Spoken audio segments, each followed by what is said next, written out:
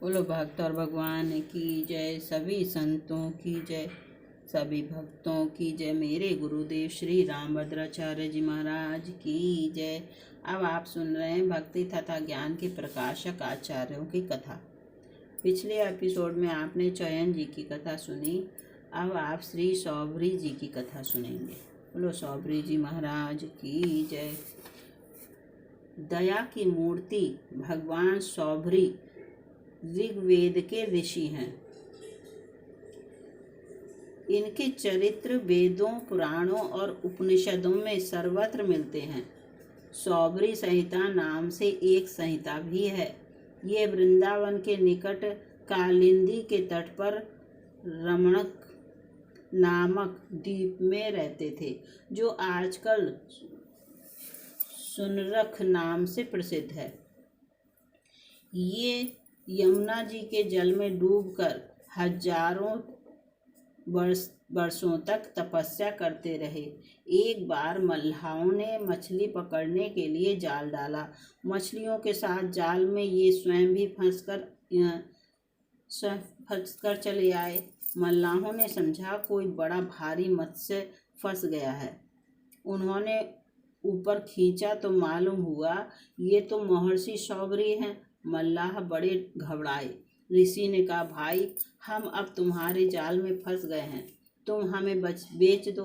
मल्लाहों की हिम्मत कहाँ थी। ऋषि के आग्रह करने पर वहाँ के राजा आ गए।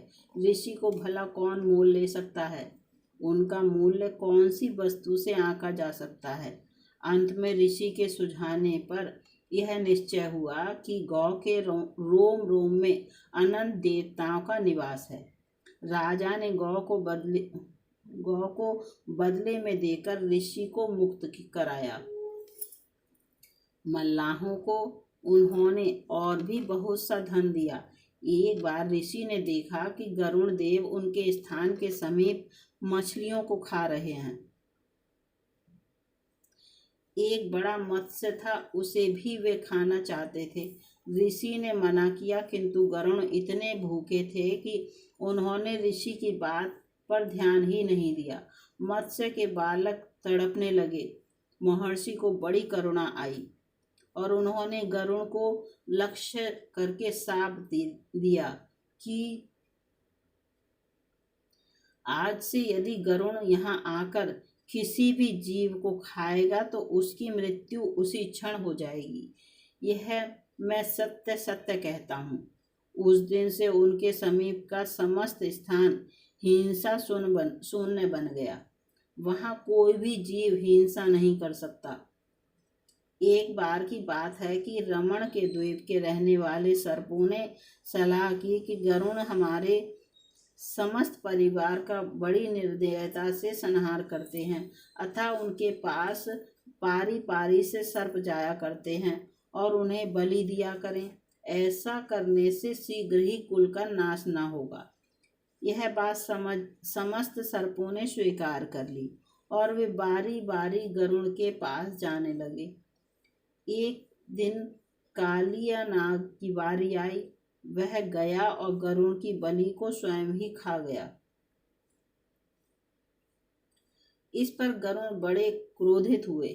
वे नाग पर झपटे। कालिया अपनी जान लेकर भागा और भगवान सौभरी की शरण में गया। ऋषि ने उसे आश्रय देते हुए कहा, यहाँ तुम्हें किसी भी बात का भय नहीं। यहाँ गरुण तुम्हारा कुछ भी नहीं बिगाड़ सकेगा। उस दिन से कालिया भगवान सौभरी के ही आश्रम के समीप रहने लगा।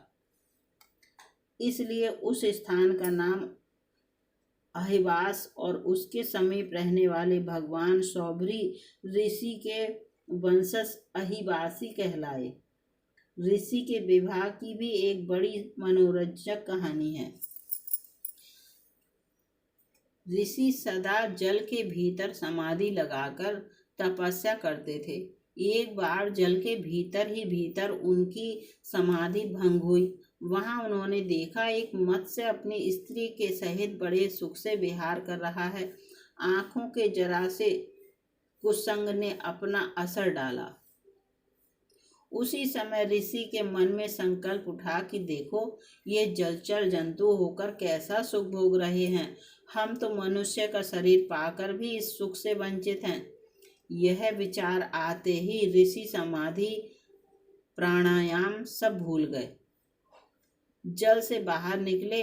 उन दिनों महाराजा मानधाता अयोध्या में राज्य करते थे। ऋषि सीधे उन्हीं के पास पहुंचे। महाराज ने ऋषि का बड़ा सत्कार किया, विधिवत पूजा की। गौदान करने के अनंतर उनसे पधारने का कारण पूछा। महर्षि ने कहा, राजन, मैं गृहस्थ सुख का उपभोग करना चाहता हूँ। तुम्हारे 50 कन्याएं हैं, इनमें से एक मुझे दे दो।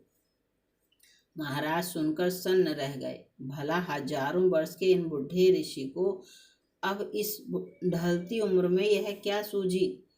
इन्हें क्या कैसे दूं? किंतु मना करने की भी हिम्मत नहीं हुई। ऋषि की तनिक भी भ्रुकुटी टेढ़ी होते ही राजपाट से हाथ धोना पड़ेगा। यह सब सोच समझकर उन्होंने एक चाल चली। बड़ी नम्रता से हाथ जोड़कर उन्होंने कहा, भगवान, मेरे अंतःपुर में आपके लिए कोई रुकावट तो है ही नहीं। आप भीतर पधारें। मेरे 50 कन्याएं हैं, उनमें से मेरी जो कन्या आपको पसंद करे उसे ही आप प्रसन्नता पूर्वक ले जाएं। महाराज ने सोचा, मेरी युवती कन्याएं इन जैसे अति बूढ़े ऋषि को क्यों पसंद करने लगेंगी? जब वे पसंद ना करेंगी तो ये खुद ही लौट जाएंगे। इस प्रकार सांप भी मर जाएगा और लाठी भी ना टूटेगी। मना भी ना करनी पड़ेगी और ऋषि भी नाराज ना होंगे। महर्षि तो थे सर्वज्ञ, उनसे भला कोई क्या छिपा सकता था। वे महाराज के भाव को ताड़ गए। तपस्या के बल से वे नई सृष्टि रच सकते थे। उन्होंने झट से अपना रूप परम सुंदर युवावस्था संपन्न बना लिया। रनवास में जाते ही 50 की 50 कन्या उन पर मुग्ध हो गईं। राजा को अब क्या आपत्ति थी? 50 कन्याएं ऋषि के अर्पण कर दी। उन सबको लेकर महर्षि अपने आश्रम पर आए। विश्वकर्मा को आज्ञा दी। बहुत जल्दी 50 महल बने। फिर क्या था, बात की बात में समस्त स्वर्गीय सुखों से युक्त 50 महल बन गए। उनमें सब प्रकार की सुखोपभोग की सामग्रियां थीं। योग बल से 50 रूप बनाकर ऋषि उनके साथ गृहस्थ सुख का उपभोग करने लगे। प्रत्येक के 10-10 पुत्र हुए। उन पुत्रों के भी पुत्र हो गए। बड़ा परिवार होने से भांति भांति के झंझट, भांति भांति की नित्य नई उपाधियां होने लगीं। अब तो ऋषि को होश हुआ, अरे यह मैंने क्या किया? तनिक देर विषयी मत्स्य का संसर्ग होने से मैं भी विषयी बन गया। विषयी जनों के क्षण भर के संग का ऐसा दुष्परिणाम, यह सोचते ही वे चिल्लाकर कहने लगे, अरे यह मेरा पतन तो देखो। मैं व्रत में तत्पर सचरित्र तपस्वी था।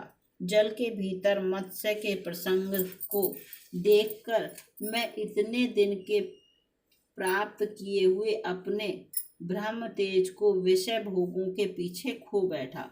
मुमुक्षु पुरुष को मैथुन में लगे हुए प्राणियों का साथ कभी न करना चाहिए। यदि सब प्रकार से न छोड़ सके तो बाहर की इंद्रियों से ही छोड़ दे।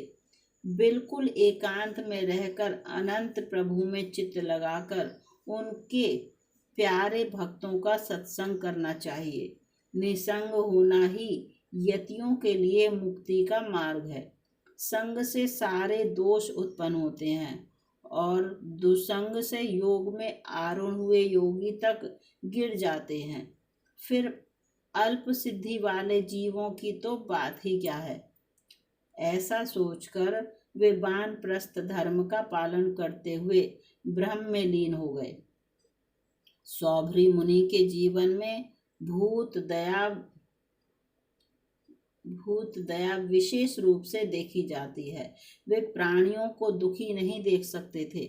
प्राणी मात्र के प्रति दया का भाव रखना, यही तो सच्ची साधुता है। बोलो श्री श्री सौभरी जी महाराज की जय, सभी संतों की जय, सभी भक्तों की जय, मेरे गुरुदेव श्री रामभद्राचार्य जी महाराज की जय। अगले एपिसोड में आप महर्षि वशिष्ठ जी की कथा सुनेंगे।